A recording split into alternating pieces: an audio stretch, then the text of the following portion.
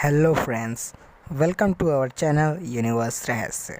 I am Abhay and today in this video I will tell you where humans come मतलब इंसानों का जन्म कैसे हुआ। तो चलिए वीडियो शुरू करते हैं। तो दोस्तों, इंसान इस धरती पर 40 लाख साल से रह रहा है, पर क्या आपने कभी सोचा है कि हम इंसान 40 लाख साल से इस धरती पर रह रहे हैं और हमारी धरती की न्यूनतम आयु है 4.5 अरब साल। तो दोस्तों, बाकी के 25 सालों में कौन था वो प्राणी जिन्होंने हमारे इस धरती पर राज किया है। तो चलिए आज हम इससे भी पर्दाफाश उठाएंगे और आखिरी में जानेंगे यह कि भाई कैसे हुआ आखिर इंसानों का जन्म। तो चलिए देखते हैं।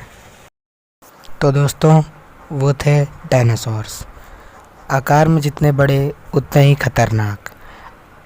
ये इन डायनासोर्स ने पूरे 20 करोड़ साल इस धरती पर राज किया है। तो दोस्तों, आखिर कहाँ गए ये जीव, कैसे हुआ इनका अंत, चलिए देखते हैं। इनको देखने के लिए हमें समय में थोड़ा सा पीछे जाना होगा। तो चलिए समय में पीछे चलते हैं और इस चीज़ का पर्दाफाश करते हैं। पूछा गया था x²/y/z। तो ऐसे सवालों को करने के लिए देखिए, एक तो बेसिक ट्रिक है, एक तो लाइक और शेयर ठोक दीजिए महाकाल का, दबा के लाइक और शेयर ठोक दीजिए। पूरा साल मेहनत करता हूँ आपके लिए बेटा, ऐसा नहीं चलेगा, ऐसा नहीं चलेगा। तो दोस्तों, उस दिन मौसम बड़ा सुहाना था और उस दिन उन्हें डायनासोर्स को ये नहीं पता था कि उनका एक बड़ी विपदा वाली है, और वो विपदा थी एस्टेरॉयड। यस दोस्तों, ये आकार में पूरे 10 किलोमीटर का था। ये इतना बड़ा था कि दूर से ही बहुत सारे डायनासोर्स को दिखाई पड़ रहा था, और यह अब वायुमंडल में प्रवेश कर रहा था धरती की। जैसे ही इस धरती के वायुमंडल में वह प्रवेश किया, पूरे 70,000 किलोमीटर की रफ्तार से, और जैसे ही ये हमारी अपनी धरती की वायुमंडल में प्रवेश किया, ये एक बड़ा सा आग का गोला बन चुका था। 100 किलोमीटर की रेंज में इसने डायनासोर्स को अंधा कर दिया था। इसके धरती से टकराते ही धरती में कई मैग्नीट्यूड लंबा एक अर्थक्वेक आया। जैसे ही ये टकराया, वैसे ही कई भयानक विस्फोट हुए, जिसमें से कई धुएं का बुहार उठा, और ये धुएं का बुहार इतना बड़ा था कि कई दिनों तक तो सूरज की रोशनी भी नहीं आ पाई थी, धरती पर नहीं आ पाई। और फिर धरती में नीचे एक काफ़ी तगड़ा अर्थक्वेक आया, जिससे समुद्रों की लहर इतनी ज़्यादा विशाल हो गई कि उसने लगभग आधी से ज़्यादा धरती को यूं ही ढक लिया था। और ऊपर से ये बादल इतना गहरा कि इसने पूरे सूर्य को घेर रखा था। और अब धीरे धीरे इन जितने डायनासोर्स थे, अब वो सारे डायनासोर्स मर रहे थे। लेकिन ईस्ट अफ्रीका में अभी भी ये सब कुछ नहीं नज़र आ रहा था, लेकिन धीरे धीरे वहाँ पर भी ऐसा कहर आने लगा, और कई छोटे छोटे पार्ट्स के मॉलिक्यूल डस्ट वहाँ तक पहुँचने लगे, जिससे धरती का न्यूनतम तापमान आज के मुकाबले कई गुना बढ़ गया था, और बिजली, बारिश, धूप सब एक साथ आने लगी। ऐसे में अब क्या किया जा सकता था।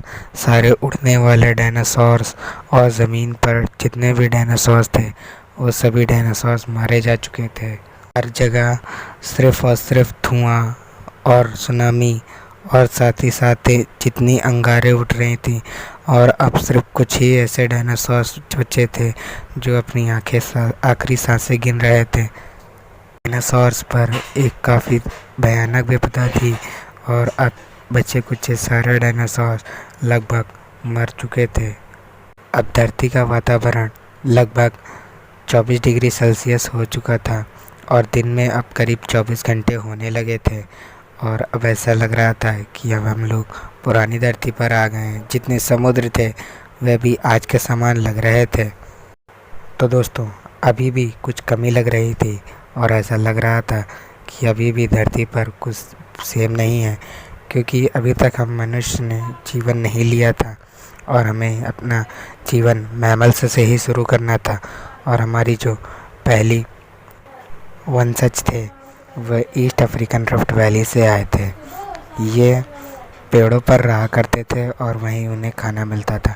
लेकिन इस पहाड़ की वजह से अब यहाँ पे सूखा पड़ने लगा था और धीरे धीरे अब इन्हें ज़मीन पर उतरने की नौबत आ चुकी थी।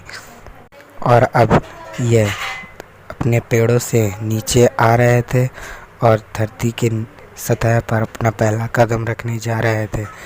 ये इन जीवों का नाम था आर्थ्रोपिटेकस रेमिडेस।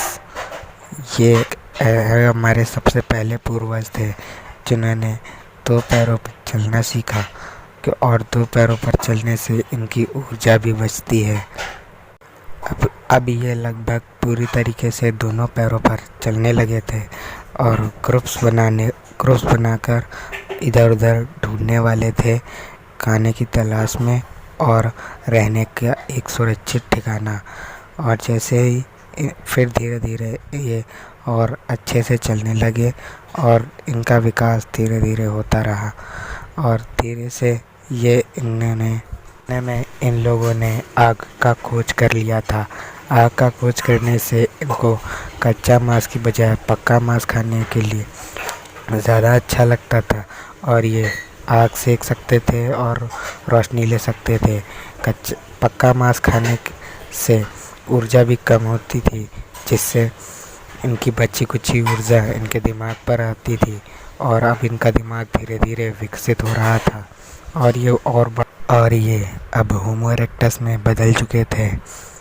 होमो इरेक्टस में बदलने के बाद इन्होंने कई घर ढूंढे और ये फैमिली बनाना सीख गए थे।